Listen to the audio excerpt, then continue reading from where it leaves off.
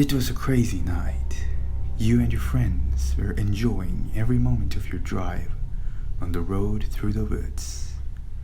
Never have you had so much fun in your life, but little did you know it was all about to end.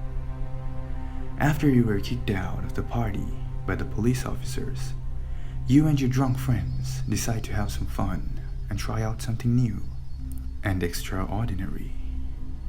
You all got into your car and started arguing about where to go. That's when one of your friends, Ken, suggested the woods. He said it was a few miles away and that he had gone there before, also stating that it was one of the most scary and exciting adventures he had done in his entire life. You weren't really sure what to think of it. A trip to the woods in the middle of the night? That definitely sounds like a bad idea. Scary too.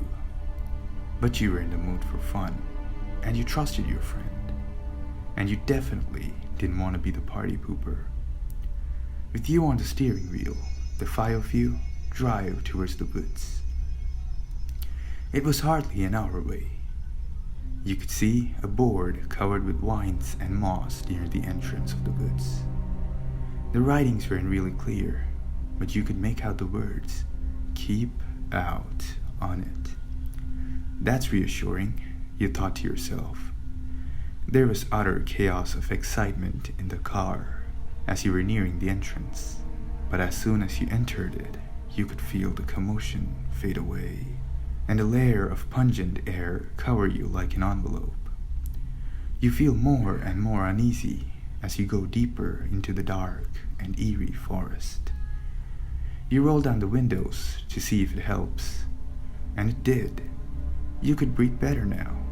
In fact, you were starting to feel happy, almost heavenly, like you had achieved everything you ever wanted, like you were the king of the world. You felt like your car was going too slow, so you sped it up so much that you could feel the wind push you back to your seat. You were pretty deep into the woods by now, and you had no intentions of stopping, because everyone was on board and completely mad with excitement. It was a crazy night. You and your friends were enjoying every moment of your drive on the road through the woods. Never have you had so much fun in your life. That's when you started hearing a carousel. A carousel? Is there a fairground in the middle of the woods? Oh, we ought to go there, you thought to yourself. But your crazy and euphoric self didn't want to stop the car. You steered to aim for the nearest tree and legged it. The car crashed into the tree, sending you forward into the deployed airbags. You could feel your conscience leave your body, but something from inside you kept you awake enough not to die. You weren't euphoric anymore. You look around in the car to check if your friends were all right. They were, except for Ken. He was gone, missing from his spot in the back seat of the car. The carousel's music was still playing in the back, and your attention shifted to the creepy and blood-curdling music. You and your friends, after struggling a bit, were able to get out of the car. You could see the fairground's lights at a distance. Not knowing where Ken was, you decided to make your way to the fairground. You enter into the ground through the archway that now read Death Circus. It used to read something else back in its day. Of course, someone vandalized it. Public menace, you thought to yourself. You could hear the music from the carousel growing closer and closer as you walked towards it. Finally, there it was, the source of the music. But as soon as you saw it, you changed your mind about the vandalism at the entry. They weren't a public menace at all, but in fact, they were just trying to warn you, because there, on the carousel, instead of horses, were people. Decayed, rotten people.